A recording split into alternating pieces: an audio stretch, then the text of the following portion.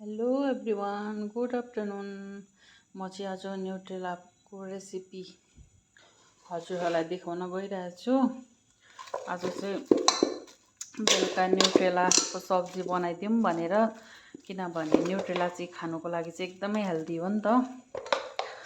So म चाहिँ बनाउनुको लागि रेडी गरिरहेको छु। हेर्नुहोस् म कसरी बनाउने छु। एकदम तेल पनि तातेर भयो। हेर्नुहोस् है, अब म न्युट्रेला हाल्दैछु यसमा। म चाहिँ भिडियो बनाउँदै पकाउँदैछु कि साथीहरू, अन्त म चाहिँ स्पुनले चलाउँदैछु हाल्दैछु, किनभने हातले चाहिँ अप्ठ्यारो हुन्छ नि त। हल्का मैले चाहिँ यसमा चाहिँ नि बेसन र कर्नफ्लावर पनि हालेको छु, किनभने चाहिँ यसले चाहिँ क्रन्ची बनाउँछ। यसलाई चाहिँ म अर्कै तरिकाले बनाउने छु। आज म कसरी बनाउने छु हजुरलाई देखाउने छु। हेर्नुहोस् त, यो न्युट्रेला चाहिँ एकदम गोल्डन ब्राउन भइसक्यो। अब यसलाई चाहिँ निकाल्ने बेला हुनु आँट्यो।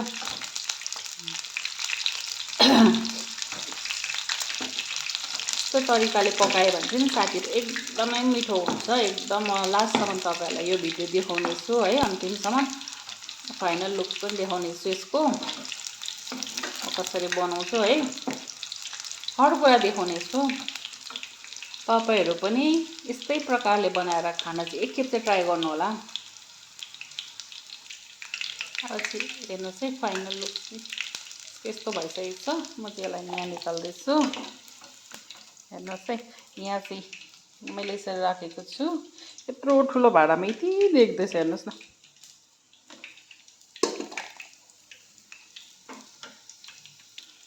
साथीहरू मेरो चाहिँ अब यो फ्राई भइसक्नु आँट्यो, यति बेसी भयो। यहाँ पनि छ, अन्त यहाँ पनि छ। लास्ट एकखेपलाई फ्राई गर्नुको लागि चाहिँ यहाँ छ अलिकति। अब चाहिँ म एकैचोटिमा हालिदिन्छु यसरी भाँडाले। तेल उसिटेर पोल्छ होला हो, मैले चाहिँ एकैचोटिमा हालिदिइसकेँ। अन्त नि साथीहरू यो चाहिँ लास्ट हो यो मेरो फ्राई गर्नु। धेरै भयो है फ्राई गरेर, निकै अघि त कम्ती देखेको थिएँ। अहिले फ्राई गर्दै मिठो भएर मेरो हस्बेन्डले चाहिँ पकोडा जस्तै अलिकति खानु पनि भयो हो। अन्त मैले साथीहरू अरू चाहिँ के बनाएँ भन्दाखेरि चाहिँ आलु भुजिया बनाएँ। यो कराईमा चाहिँ आलु भुजिया बनेर रेडी भयो। सो मैले यहाँ दाल पनि बनाएको छु। यहाँनिर चाहिँ मैले यसको लागि मसला रेडी गरिरहेको छु मिक्सीमा।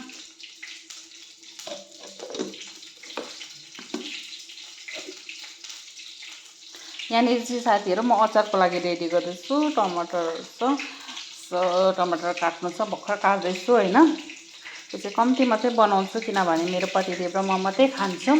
किनभने नानीहरूलाई चाहिँ टमाटर पेस्ट मन पर्दैन नि त, त्यही कारण होइन। पकाएको अचारहरू चाहिँ नानीहरूले खाँदैन। सो कम्ती मात्रै बनाउँदैछु।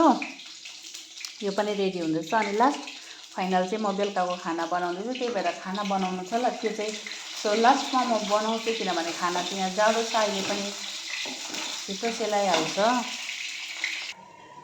नि साथीहरू खाना बनाउँदै बिचमा चिया बनाउनु पऱ्यो। म चाहिँ दुध बसाएर यहाँ चाहिँ मसला एड गर्दैछु, चियाको मसला। होममेडै बनाउँछु होइन। म किनेर ल्याएर चाहिँ कहिले पनि चियामा युज गर्दिनँ। चिनी पनि हालेँ, चट्टै मसला पनि हालेँ, हल्का चियापत्ती हाल्छु। दिउरे चाहिँ कस्तो रहेछ नभन्नु होला साथीहरू। मेरो चाहिँ चिया एकछिनमा पकाइरहनुपर्छ। सो अन्त त्यही भएर चियापत्ती चाहिँ हेर्नुहोस् है, चिया पाक्दैछ। यसमा चट्टैसँगले हल्का चियापत्ती हालिदिन्छु, अन्त मेरो चिया बनेर रेडी हुन्छ। अन्त मेरो चिया पनि भग उम्लिनु थाल्यो साथीहरू। अलिकति बनाउँदा त कति छिटो उम्लिन्छ नि त। हेर्नुहोस् न, म चाहिँ दुधमै मात्रै बनाउँछु। घरमा प्रशस्त मात्रामा दुध हुँदा चाहिँ, जब चाहिँ घरमा दुध कम्ती छ है, दुधको सर्टेज छ, त्यतिखेर मात्रै यसमा चाहिँ पानी एड गर्छु। नभए चाहिँ प्रायः म दुधमै चिया बनाउँछु, किनभने म बाहिरतिर चिया पनि खाँदिनँ। सो त्यही भएर, किनभने मलाई त्यस्तै अब खाने बानी भएको छ नि त, दुधमा मात्रै बनाएर चटक्क न मिठो।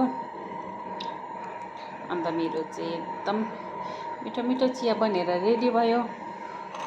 सो मैले यहाँ कप पनि रेडी गरेको छु साथीहरू। अब म चट्टैसँगले कपमा हाल्छु यसलाई।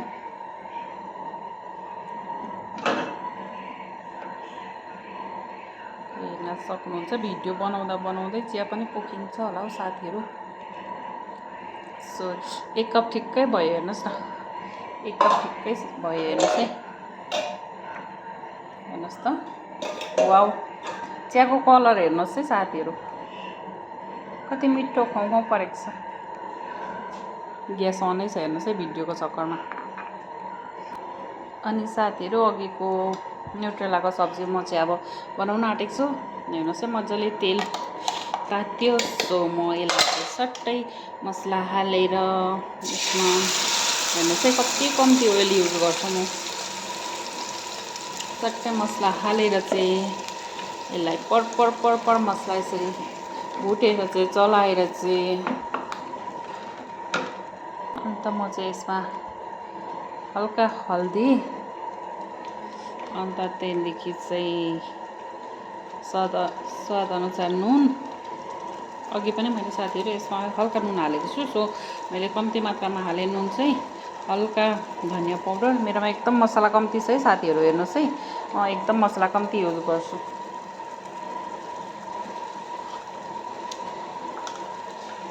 यसलाई चाहिँ यसरी छट चलाएर चाहिँ हेर्नुहोस् त कलर राम्रो देखिँदैछ। अब यो चलाउँदै गएपछि मिक्स हुँदै गएपछि चट्टा कलर हेर्नुहोस् त कस्तो मजाको देखियो। ग्यास चाहिँ म ग्यास अलिकति ठुलो बनाइदिन्छु। हेर्नुहोस् है ग्यास ठुलो भयो। सो मलाई हल्का चलाउँदै पकाउँदै गर्छु। हेर्नुहोस् है तलबाट चाहिँ ओइल छुट्नु थाल्यो। हेर्नुहोस् त मैले चलाइ गरेको थिएँ नि त, यसलाई ओइल छुट्नु थाल्यो। यो मसला पाक्नु आँट्यो है साथीहरू। अलमोस्ट मेरो यो मसला पाकिसक्यो साथीहरू। हेर्नुहोस् है माथि चाहिँ चल्लिएको छैन।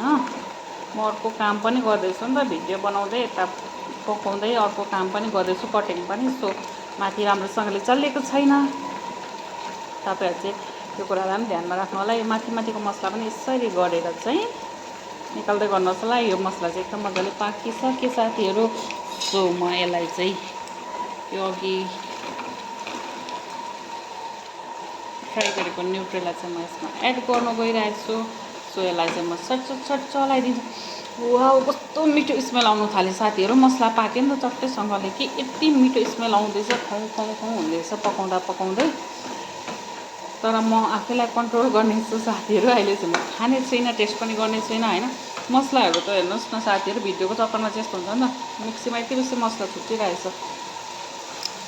अन्त किनभने मेरोमा कोही छैन नि त भिडियो बनाइदिने, नानी त आफ्नै धुनमा हुन्छ।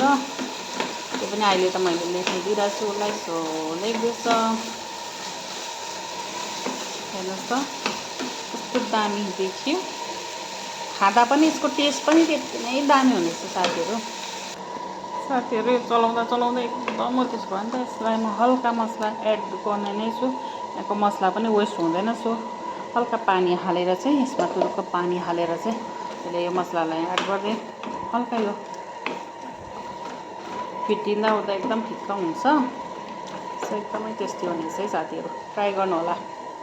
अनि मेरो भिडियोलाई लाइक कमेन्ट अनि सेयर पनि गरिदिनु होला। अनि धेरै माया दिनु होला प्लिज। यति बेसी मेरो फलोवर्सहरू हुनुहुन्छ। सो लाइक कमेन्ट गरिदिनु होला। लाइक कमेन्टमा कन्जुसी नगर्नु होला। धेरै माया दिनु होला है।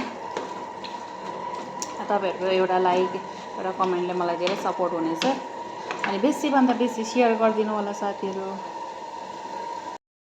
खाना बनाएर रेडी भयो। त्यसको फाइनल लुक चाहिँ यस्तो आयो।